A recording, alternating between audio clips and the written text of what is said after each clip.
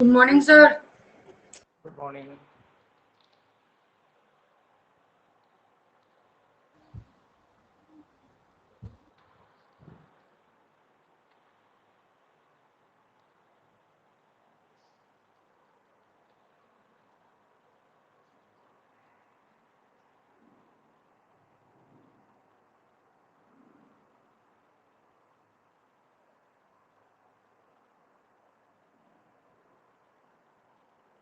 Sir school खुलना पक्का है क्या?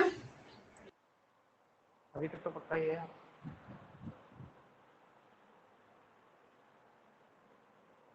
अभी तक तो पक्का ही है, बाकी पता चल जाएगा तुम्हें।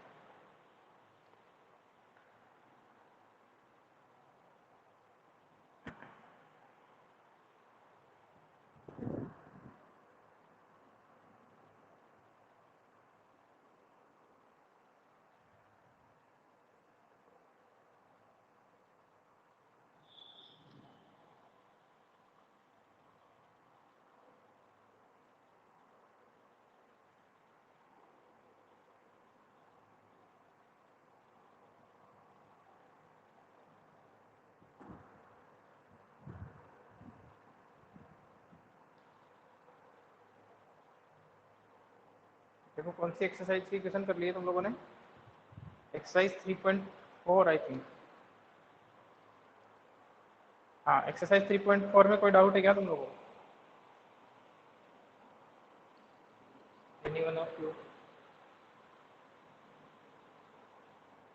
एक्सरसाइज 3.4 सर तब फर्स्ट का करेंगे। 4। अब क्यों? साथ में करना चाहिए ना तुम लोगों को, साथ में करा करो, डिले मत किया करो काम को। ज़्यादा तो क्वेश्चन है नहीं, थोड़े कम से कम 10-15 क्वेश्चन तो डेली की करोगे ना, इतनी पढ़ाई तो करनी पड़ेगी। एक सब्जेक्ट सर के 2-3 एग्जाम घंटे तो दोगे ना। क्या हुआ? सर एग्जाम्पल कर रहा था ना, इसलिए नहीं करवाया मैं। एग्जाम्पल कर रहे थे, फिर भी क्वेश्चन देखने चाहिए थे एक्सरसाइज के, अदरवाइज अपन क्या डिस्कस करेंगे फिर आज। सर टेस्ट का रिजल्ट कब तक आएगा? टेस्ट का रिजल्ट आ जाएगा या तो तुम आओगे स्कूल तभी बता दिया जाएगा। 1-2 दिन में चेक करता हूँ। तो फिर एक्सरसाइज 4.3 में किसी और को डाउट हो तो बताओ जल्दी से। 4.5 कौन सी है? 4.3.4 सॉरी 3.4 में। अदरवाइज क्रॉस मल्टीप्लिकेशन मेथड पे बढ़ता हूँ। अब अगर तुम लोगों ने आज इसके क्वेश्चन नहीं किए तो आज मैं क्रॉस मल्टीप्लिकेशन मेथड भी पढ़ा दूंगा, फिर उसके क्वेश्चन भी हो जाएंगे, फिर नहीं करोगे तुम लोग। बैकलॉग मत रखो, क्वेश्चन साथ में करो। 15-20 क्वेश्चन, 10-15 क्वेश्चन तो डेली के करोगे ना कम से कम। सर हाँ बोलो। सर इसका फर्स्ट क्वेश्चन है ना, इसमें तो मतलब इक्वेशन 1 तो 2 से मल्टीप्लाई होगी और इक्वेशन 2 1 से होगी ना। फर्स्ट का फर्स्ट। हाँ। Yes sir. हाँ।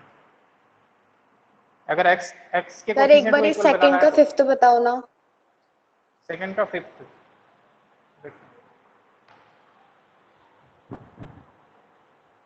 A lending library has fixed charge for the first 3 days and additional charges for each day after thereafter.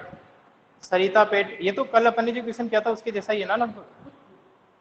भाई एक लाइब्रेरी है यस जो सर, इसको भी फर्स्ट वैसे ही फर्स्ट करना है ना। हाँ वैसे ही इक्वेशन बनानी पड़ेगी और आपको जो सोल्व करना है, क्योंकि चैप्टर एलिमिनेशन वाला है तो एलिमिनेशन से कर लेना। अगर ये क्वेश्चन बुक में अगर आता है एग्जाम में तो आप लोगों को इसमें कहीं पे भी स्पेसिफाइड नहीं है कि आपको किस मेथड से करना है, तो आप किसी भी मेथड से कर सकते हैं। ठीक है, एलिमिनेशन से भी कर सकते हैं और सब्सटीट्यूशन से भी कर सकते हैं, क्रॉस मल्टीप्लीकेशन से भी कर सकते हैं। ठीक है, ग्राफ से क्यों नहीं कर सकते? क्योंकि ग्राफ देगा नहीं वो तुम्हें, केवल ग्राफ से ही करवाना होगा तो ग्राफ प्रोवाइड करेगा, अदरवाइज ग्राफ नहीं देगा एग्जाम, बोर्ड एग्जाम। ठीक है ना। तो ये वाला क्वेश्चन है कि अगर किसी लाइब्रेरी से अपन बुक इश्यू करवाते हैं तो यहाँ पे फिक्स चार्ज है, पहले 3 दिन का फिक्स चार्ज है and additional charges for each day there after.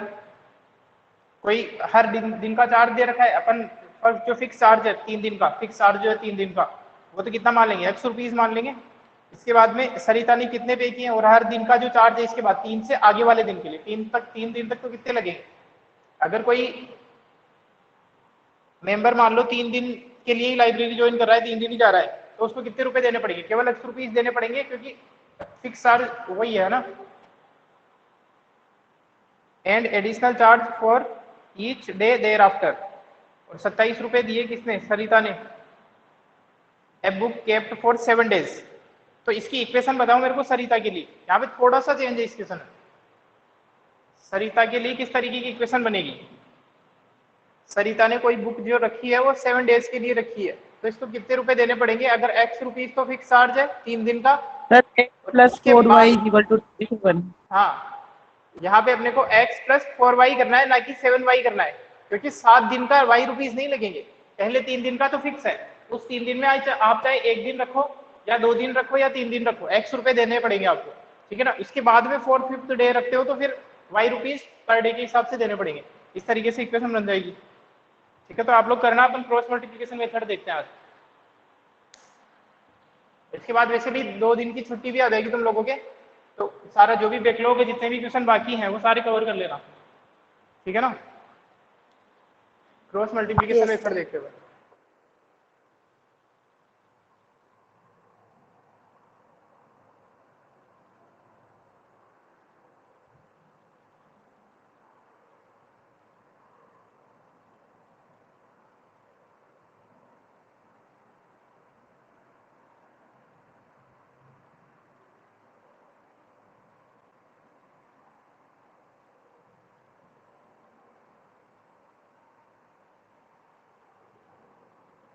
Algebraic method में अपन ने 2 मेथड देख लिए। एल्जेब्रिक मेथड में अपन ने 2 मेथड देखे हैं, कौन कौन से? Substitution, elimination. सब्स्टिट्यूशन को कैसे करते थे? किसी भी एक इक्वेशन से x या y की वैल्यू निकाल के दूसरे में सब्स्टिट्यूट कर देते हैं, ठीक है। फिर उसके बाद एक वेरिएबल की वैल्यू आ जाती है अपने पास, सब्स्टिट्यूशन था। एलिमिनेशन में क्या करते थे अपन? कोफिशिएंट को इक्वल बना के किसी एक वेरिएबल को एलिमिनेट कर देते थे, दूसरे की वैल्यू निकाल देते थे। Yes sir. अब देखते हैं क्रॉस मल्टीप्लिकेशन मेथड। जनरल से बता देता हूँ पहले कैसे करना है। जैसे अगर 2 जनरल इक्वेशन है अपने पास में, ठीक है, ये सिस्टम है आपका। जनरल इक्वेशन क्या होती है? a1x plus b1y plus c1 equal to 0, a2x plus b2y plus c2 equal to 0। यह है आपका सिस्टम ऑफ इक्वेशन। इसको क्या बोलते हैं अपन? सिस्टम ऑफ लीनियर इक्वेशंस या इक्वेशंस, ठीक है ना।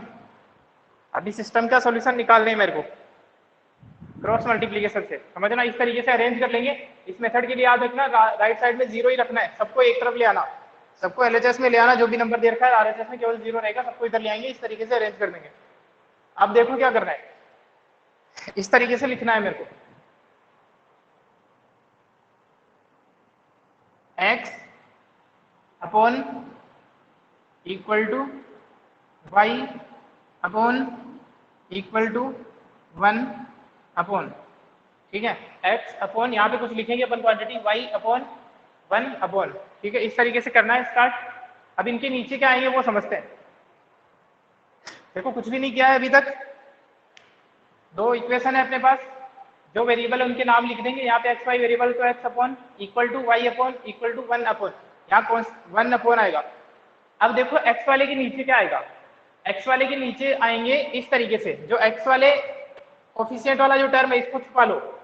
x वाले जो टर्म है इसको छुपा लिया, तो बाकी के जो कोफिशिएंट बचे हैं उनको लिखना है इसी ऑर्डर में, b1 b2 c1 c2। x के नीचे क्या लिखेंगे? x को छुपा लो, x वाले टर्म को पूरे को, उसके बाद इसी ऑर्डर में लिखना है। देखो ऐसे लिख रहा हूँ केवल कोफिशिएंट को, b1 b2 c1 c2, ऐसे किया। x वाले टर्म को छुपा लो, उसके बाद जो कोफिशिएंट है उनको लिखना है, केवल कोफिशिएंट को, साइन के साथ में, प्लस है तो प्लस, माइनस है तो माइनस। b1 यहाँ पे लिख दिया, b2 यहाँ पे लिख दिया, c1 यहाँ लिख दिया, c2 यहाँ लिख दिया। इस तरीके से दूर दूर लिख देंगे, ठीक है। सेम पैटर्न जो y वाला है, y के नीचे क्या लिखेंगे? y वाले टर्म को छुपा लो, a1 a2 c1 c2। हाँ मैं वही बता रहा हूँ, वही समझो इस बात को। अब इसको छुपा लिया ना मैंने, तो ये नहीं लिखना, पहले इसी ऑर्डर में चलना है आगे की तरफ। भाई यहाँ पे अपन चले थे इस ऑर्डर में चल रहे हैं आगे, तो पहले ये लिखा फिर ये लिखा फिर ये लिखा फिर ये लिखा, तो अब इसके आगे क्या आ रहा है, पहले C1 C2 आ रहा है ना, तो पहले C1 C2 लिखना है, पहले C1 C2 लिखना है क्योंकि आगे C1 C2 आ रहा है, इसके बाद में आगे कुछ नहीं है तो वापस पीछे से स्टार्ट हो जाओ, A1 A2 इस तरीके से करेंगे, A1 A2। अब क्या करना है, लास्ट वन के नीचे क्या लिखिए, कांस्टेंट टर्म को छुपा लो, कांस्टेंट टर्म को छुपा लो और आगे देखो, आगे कुछ भी नहीं है तो फिर पीछे से स्टार्ट हो जाओ, A1 A2 B1 B2, A1 A2 B1 B2। वापस बता देता हूं, x upon equal to y upon equal to 1 upon, ठीक है ना। इसके बाद क्या किया मैंने, हाँ ये 1 1 ही है, अभी पता चल जाएगा, ये 1 1 ही है, केवल 1 ही लिखा है, कांस्टेंट पे डिपेंड नहीं करता, यहाँ पे हमेशा 1 ही लिखना है आपको, ठीक है ना। अब देखो इस x वाले टर्म को छुपा लिया पूरे को, तो जो कोफिशिएंट है उनको लिख दिया, y तो लिखना नहीं है, कोफिशिएंट लिखना है फिर B1 B2 C1 C2, आगे की तरफ देखना है B1 B2 C1 C2, इस बार y के नीचे लिखना है तो y को छुपा लो, आगे देखना, इधर से स्टार्ट मत करना, ये वाली गलती करोगे तुम लोग, ये मत करना, आगे की तरफ देखा C1 C2 और आगे गए तो कुछ नहीं है, फिर पीछे से स्टार्ट हो जाओ, A1 A2, यहाँ पे स्टार्ट किया, आगे कुछ नहीं है, पीछे से स्टार्ट हो जाओ, इसी ऑर्डर में लिखना है A1 A2 B1 B2, ये इंपॉर्टेंट है ऑर्डर यहाँ पे, ठीक है ना। आ गया समझ में ये? Yes sir. और अगर Yes, आप लोगों को sir. सीधा याद रखना तो देखो ये भी तरीका है भाई, x वाले को लिखना था तो B1 B2 C1 C2, अब ये जहां खत्म हुआ वहां से अगला स्टार्ट हो रहा है, C1 C2 A1 A2, फिर आगे वाला जहां खत्म हो रहा है वहां से आगे स्टार्ट हो रहा है A1 A2 B1 B2, ये एक साइकिल सर चल रही ऑर्डर है। शिफ्ट पड़ेगा क्या कुछ? हाँ ऑर्डर की जरूरत, ऑर्डर यही रखना है अपने को, इस तरीके से पैटर्न चल रहा है भाई, B से स्टार्ट किया था B1 B2 C1 C2, फिर जहां पे खत्म हुआ है आगे वाला वहीं से स्टार्ट होगा, C1 C2 A1 A2, फिर ये वाला खत्म हुआ है A1 A2 B1 B2, इस तरीके से पैटर्न यहां से स्टार्ट हो रहा है, ठीक है ना। अब क्या करना है आगे, अब करना है देखो क्रॉस मल्टीप्लाई, साइन तो अभी तो अपनी जनरल इक्वेशन कर रहे हैं ना अपन, जो इक्वेशन में लेके यहाँ पे अगर प्लस होता तो +5 आ जाएगा, +5 हो तो -5 हो तो -5 आ जाएगा, साइन के साथ में लिखेंगे, फिलहाल ये रहने दो, तो जनरल में तो सारे प्लस के ही है ना, जनरल इक्वेशन में तो सब प्लस के ही होते हैं। अब करते हैं क्रॉस मल्टीप्लाई, क्रॉस मल्टीप्लाई कैसे करना है वो समझो, अब ये स्टेप हो जाएगी, इसके बाद आगे बढ़ेंगे तो आगे क्या करना है, जैसा कि चैप्टर का नाम, इसका एक मेथड का नाम है क्रॉस मल्टीप्लिकेशन, तो क्रॉस मल्टीप्लिकेशन का यूज क्या है वो समझो, वापस से लिखना है आपको x upon equal to y upon equal to 1 upon, अब करना है क्रॉस मल्टीप्लाई, कैसे करना है क्रॉस मल्टीप्लाई, हमेशा ये भी ध्यान रखना है, ये भी इंपॉर्टेंट है, पहले मल्टीप्लाई करना है इस डायरेक्शन में, पहले मल्टीप्लाई करना है हमेशा इस डायरेक्शन में, दिस माइनस दिस, ठीक है, इन दोनों को मल्टीप्लाई किया तो कितना आएगा B1 C2, फिर माइनस करना है इसको इधर वाले को मल्टीप्लाई करके, ये होगा आपका फर्स्ट मूव, फर्स्ट, फिर ये करना है आपको सेकंड, मतलब बाद में, पहले किधर, किस डायरेक्शन में, इस डायरेक्शन में, ठीक है, यहां से स्टार्ट करना है फिर नीचे की तरफ जाना है, इन दोनों को मल्टीप्लाई किया, माइनस इन दोनों को मल्टीप्लाई किया, माइनस करना है, ऐड नहीं करना, B2 C1, सेम हर जगह करना है, नेगेटिव आ गया तो सेम प्रोसीजर, क्या हुआ सर C1 और B2 का मल्टीप्लिकेशन नेगेटिव आ गया तो, कौन सा, ये वाला नेगेटिव आ गया तो कोई नहीं, नेगेटिव आ जाएगा, ये माइनस तो फॉर्मूले में है, वो नेगेटिव और आ जाएगा तो ये नेगेटिव नेगेटिव पॉजिटिव हो जाएगा, ये तो फॉर्मूले का नेगेटिव है, अगर इन दोनों का वापस से नेगेटिव आ जाता है तो नेगेटिव और नेगेटिव दोनों पॉजिटिव बना देंगे फिर इसको, ठीक है ना, ओके सर, करेंगे अभी क्वेश्चन जब क्लियर हो जाए। ये फर्स्ट मूव है आपका, ये आपका सेकंड मूव है, ये याद रखना ऑर्डर, पहले इधर वाले को मल्टीप्लाई करना है फिर इसको मल्टीप्लाई करना है, तो यहाँ पे क्या हो जाएगा C1 A2 minus C2 A1 minus C2 minus A1 C2, यहाँ पे A1 B2 minus B1 A2 A1 B2 minus A2 B1 A1 B2 minus A2 B1, ठीक है। यहाँ तो 1 है ये, इसका मतलब ये तीनों टर्म इक्वल है। तो ये है तो क्या, ये रियल नंबर ही तो है, ये A1 B1 C1 ये है क्या, रियल नंबर ही तो है। Yes, sir. अगर ये रियल नंबर है तो ये पूरा जो ऐड हो गया सब्ट्रैक्ट हो गया पूरी क्वांटिटी भी एक नंबर ही आएगी, कुछ ना कुछ 5 3 1/2 2/3 कुछ भी एक नंबर ही Yes, आएगा। sir. और ये भी एक नंबर ही है, और ये भी एक नंबर ही है, ठीक है ना। Yes sir. ठीक है ना। अब जब मेरे को x और y की वैल्यू निकालनी है तो देखो कुछ इस तरीके की चीज आ रही है। ये मैं आपको बता दूं कि कुछ इस तरीके, मान लो ऐसा आ गया x/2, भाई इसका जो रिजल्ट आ रहा है वो 2 आ रहा है, लेट्स सपोज, है ना, कुछ नंबर ही तो आएगा। और ये आ रहा है y/-1 और यहाँ पे आ रहा है 1/3, इस तरीके का कुछ चीज आएगी, बोलो। Yes Yes, yes sir. Sir. Number change हो सकते हैं लेकिन ऐसा ही कुछ आएगा। तो अब मेरे को x और y की वैल्यू निकालनी है ना, तो देखो कितना सिंपल है। x, ये तीनों टर्म आपस में इक्वल है, बोलो। Yes, sir. यस कोई सर। दो भी तो इक्वल है, ये दोनों भी आपस में इक्वल है, ये दोनों भी आपस में इक्वल है, ये दोनों भी आपस में इक्वल है, सही सही, जब भी तो तीनों इक्वल है आपस में, ठीक है ना। Yes, sir. यस तो सर। जब आपको x की वैल्यू निकालनी है तो इसको इसके साथ में ले लो, जैसे कि x/2 भी तो इक्वल है 1/3 के, है या नहीं है। सर है। यस सर है। तो इससे x की वैल्यू निकल के आ जाएगी कितनी, इसको इधर ले जाओ 2/3, ठीक है। Yes question sir. करेंगे अपन अभी तक। और अब जब सर मेरे ये को y अपन की ने वैल्यू 1/3 निकालनी, क्यों किया, y/-1 से क्यों नहीं किया? अरे वो भी कर रहे हैं, ये तो x की वैल्यू निकाली है इसलिए। अब y की वैल्यू निकालनी है तो y/-1 को 1/3 के इक्वल रख दो, तब y की वैल्यू क्या आ जाएगी, -1/3 आ जाएगी, -1/3. ठीक है ना। आ रही बात समझ में। अभी क्वेश्चन करेंगे और Yes, क्लियर हो sir. जाएगा। इसी तरीके से यहाँ पे बात करूं मैं, इसकी बात करूं तो यहाँ से x और y की वैल्यू क्या क्या आ जाएगी मेरे पास। अगर यहाँ पे बात करूं from first and third term, ये फर्स्ट पार्ट है और ये थर्ड पार्ट है ना। फर्स्ट एंड थर्ड को अगर अपन इक्वेट करें तो x/b1c2 माइनस b2c1 इक्वल है B2C1. A1B2 minus A1B2 A2B1. A2B1। तो यहाँ से x की वैल्यू कितनी आ जाएगी, ये पूरा ऊपर चला जाएगा, B1C2 minus B2C1 upon B1B2 minus A2B1. ये आ जाएगी आपकी x की वैल्यू। याद नहीं रखनी है, अपन करेंगे जब क्वेश्चन, है ना, याद कुछ नहीं रखना है इसमें। इसी तरीके से सर सिमिलरली, हाँ बोलो। सर वो जो आपने x/2 वो जो y और x की वैल्यू निकाली ना वो वापस बताओ।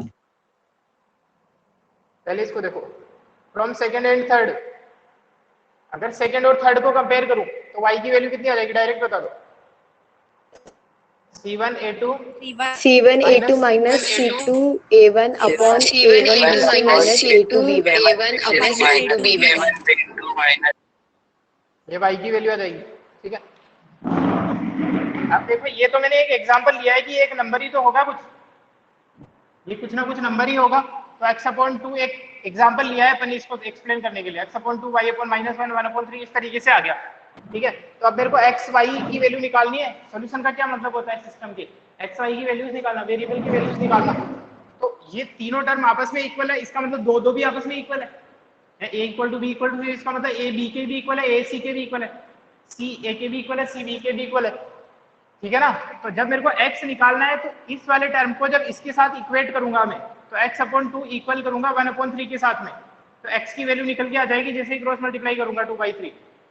इसी तरीके से जब y की वैल्यू निकालनी तो इन दोनों को साथ में ले लूंगा, है तो इक्वल ना है, तीनों आपस में इक्वल है।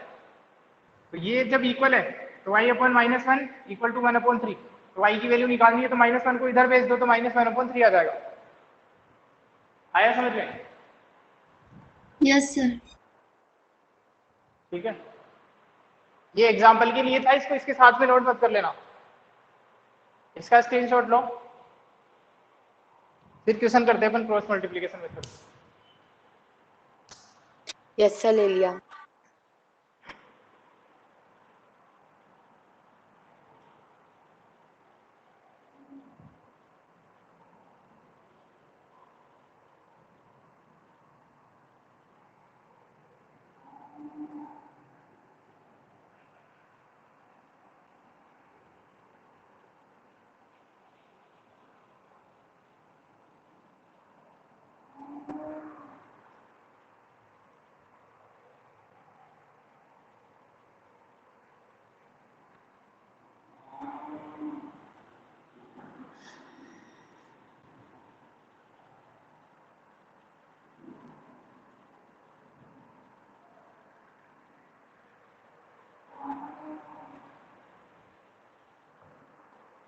देखो एग्जाम्पल करते हैं।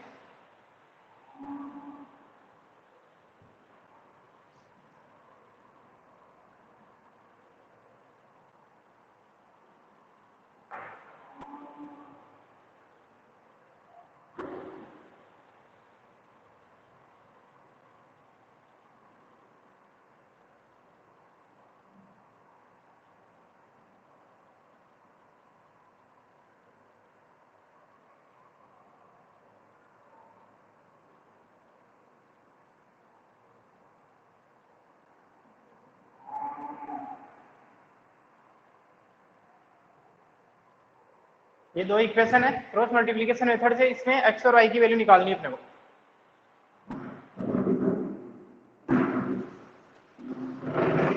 देखो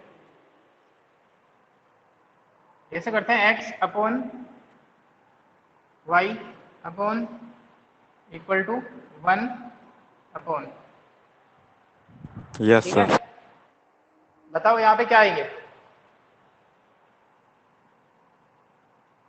सर 7 minus 5 7 -5 3 3 और minus -7 7 minus 3 और और 7 यहाँ पे -7 -7 plus 7 2 3 7 3 और 3 -7 minus 2 और 7 7 2 और 7 और 2 और 7 आगे 2 7 7 minus 7 और 7 और 7 7 और 7 और -5 -5 7 और ये आ जाएगा, समझ में आ गया होगा सब। तो इनको हाइड करते जाते यस हैं, सर ठीक है, बाकी लिखते जाएंगे। तो अब क्रॉस मल्टीप्लाई करना है, पहले इस डायरेक्शन में करना होता है और दूसरे को मल्टीप्लाई करके माइनस कर देना है।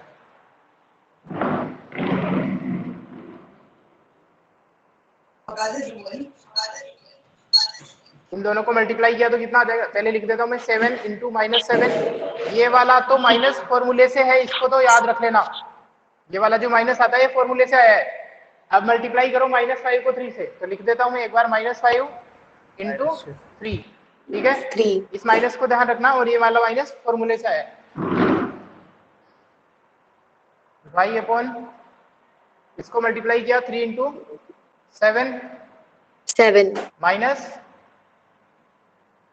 -7 इंटू 2, माइनस का 7 इंटू 2 2 ठीक है। लास्ट टर्म है 1 upon 7 into 7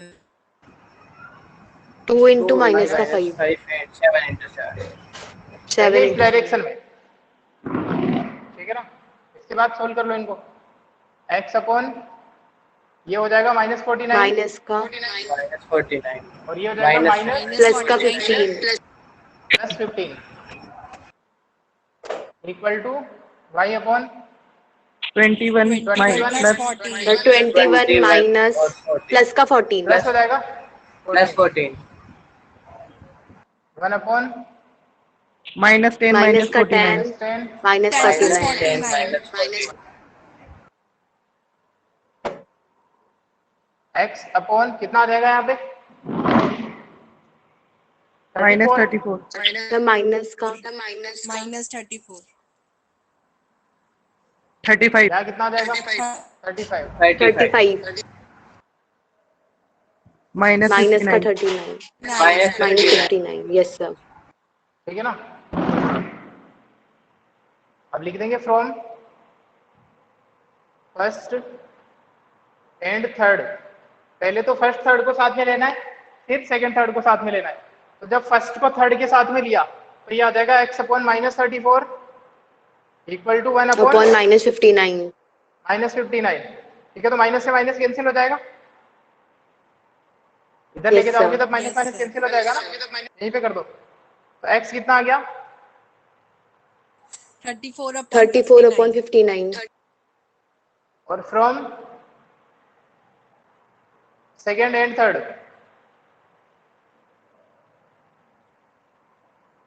y upon 35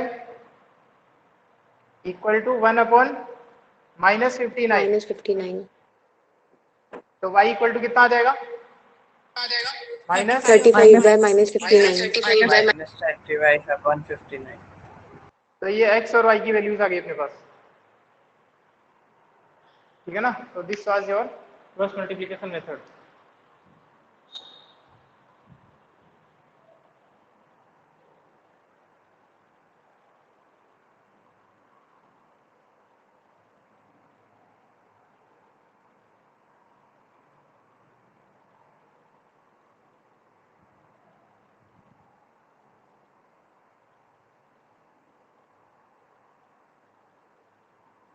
screenshot लो इसका। यस के लिए यस सर ले लिया। ठीक है।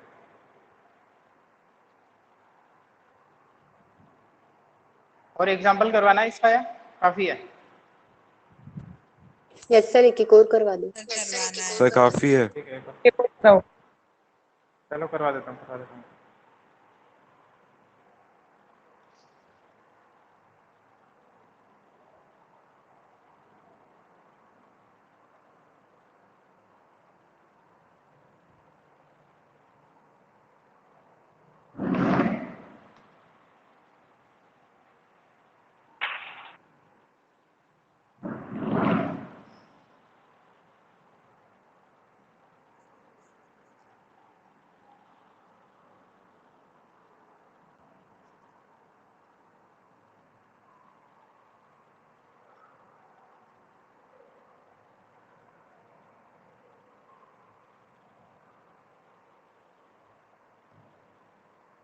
सर एग्जाम्पल 14 है ना बुक का वो।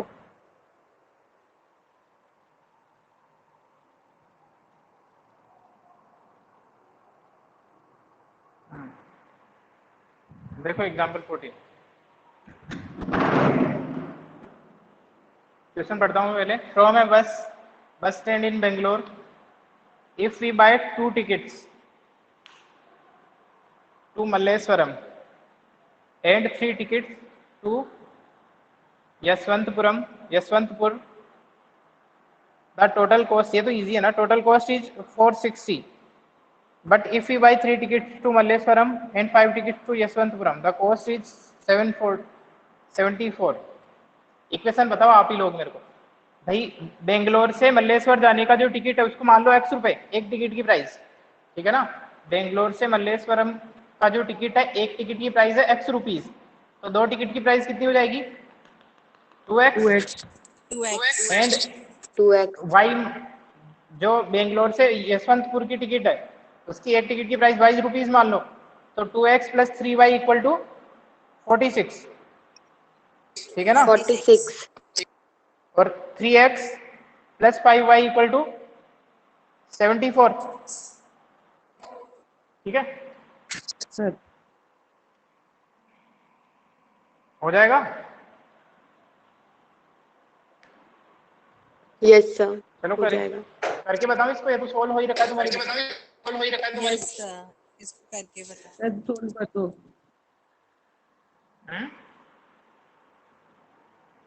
क्या हुआ? सर कर दो आप। ठीक है, एग्जांपल कर 2x + 3y = 46, इधर ले आते हैं इसको, -46 = 0, यस सर। और एक है 3x + 5y - 74 = 0। Yes sir. x upon y upon 1 upon, बताओ क्या आएंगे इनके नीचे एलिमेंट? सर 3 5 -46 -46 -74 3/5 -46 -74 -46 -74, आगे -46 2 3 -46 -72 2 3 फिर गलत बता दिया क्या तुमने? ऑर्डर यही चलता है, आगे से पहले ये लिखना है फिर ये लिखना है। 2 3 3 5 2 3 3 5 2 क्रॉस 3 3 मल्टीप्लाई, 5 इसको मल्टीप्लाई किया तो कितना आ रहा है? डायरेक्ट ही बताओ अब तो। माइनस 2 2 2 222 22 ठीक है, अब इधर मल्टीप्लाई करना है तो ये तो माइनस है फॉर्मूले का, और ये माइनस फिर से आएगा, कितना आ रहा है? 230 230 ठीक है, y equal to sorry y upon ये वाला माइनस फॉर्मूले का मल्टीप्लाई किया तो ये कितना आ रहा है? -138 ठीक है, इधर मल्टीप्लाई किया 148 और ये भी माइनस में है, सर माइनस ये माइनस है ना, equal to 1 upon 10 minus 10 10 -9 -9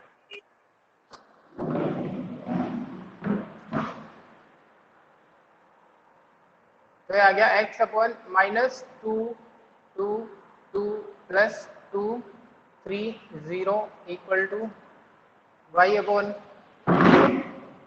-138 plus 148 equal to 1 upon 1, 1 कितना आ गया? x upon 8 8 y upon 10 10 upon 1। बताओ x की वैल्यू क्या है और y की वैल्यू क्या है, डायरेक्टली बता दो। सर 8 और y 10 तो x की वैल्यू तो 8 और y की वैल्यू 10 8 रुपीज, x की तो है 8 रुपीज, y की कितनी है? Y 10 10 rupees. ठीक है ना, फर्स्ट को इसके साथ में लेना है, सर second किसी को का third के माइक साथ में। ऑन है, आवाज आ रही है बार बार। ठीक है ना, अब तो क्लास ही एंड होने वाली है, माइक बंद करो, कोई नॉइस हो रहा है। तो इस तरीके से हो जाएगा, स्क्रीनशॉट लो इसका। तो बेंगलुरु टू मल्लेश्वर का जो टिकट है वो 8 रुपीज है, और यशवंतपुर का जो टिकट है वो 10 रुपीज है।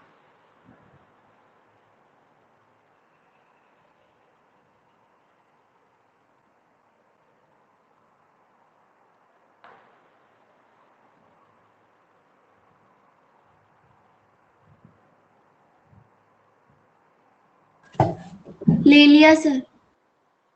ठीक है, क्लास एंड करता हूँ फिर आज के लिए, आज थोड़ी जल्दी थैंक यू सर, खत्म हो रही है class. Good day sir. Good day sir. सारे क्वेश्चन करके आना आप लोग। 2 दिन की छुट्टी ऑफ होगा आपका, 2 दिन की छुट्टी है, संडे और सर ये भी क्या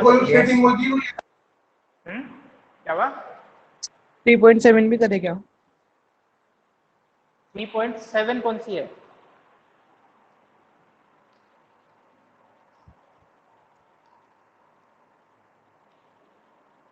थ्री 3.7 कैसे करोगे? 3.5 है ना अभी तक तो। सर आपने 3.5 तक तो 3.5 करना। नहीं पढ़ाया है। अभी क्रॉस मल्टीप्लाई जो मैंने पढ़ाया, क्रॉस मल्टीप्लिकेशन, वो तो 3.5 का ही है ना। सर वो तो 3.5 अरे हाँ, तो 3.7 नहीं करनी है अभी, डायरेक्ट 3.7 पे कैसे पहुंच गए तुम? अच्छा, 3.7 तो वैसे भी ऑप्शनल है, मतलब ऑप्शनल है, वो सिलेबस में नहीं है। टाइम होगा अपने पास तो देख लेंगे फिर अपन। दीज एक्सरसाइजेज, यहाँ लिखा हुआ है स्टार मार्क करके, नीचे स्टार की डेफिनेशन है, these exercises are not from examination point of view. ठीक है ना, या आएंगे बीच में से कोई क्वेश्चन तुम्हारे एग्जाम में।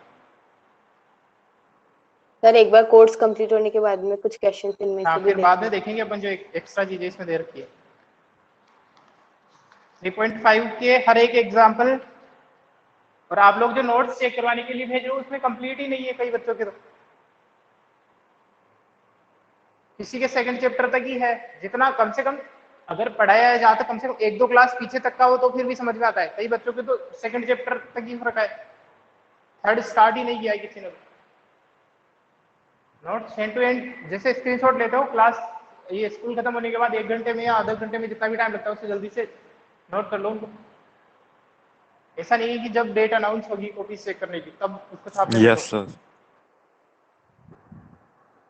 तो सारे क्वेश्चन हर एक एग्जाम्पल हो जाना चाहिए, काफी सारा 2 दिन के लिए काफी सारी क्वेश्चन हो जाएंगे तुम्हारे पास। अगर कुछ बच्चों ने Yes, बिल्कुल sir. ही नहीं करे तो उनके पास भी टाइम है। चलो क्लास एंड करता हूँ।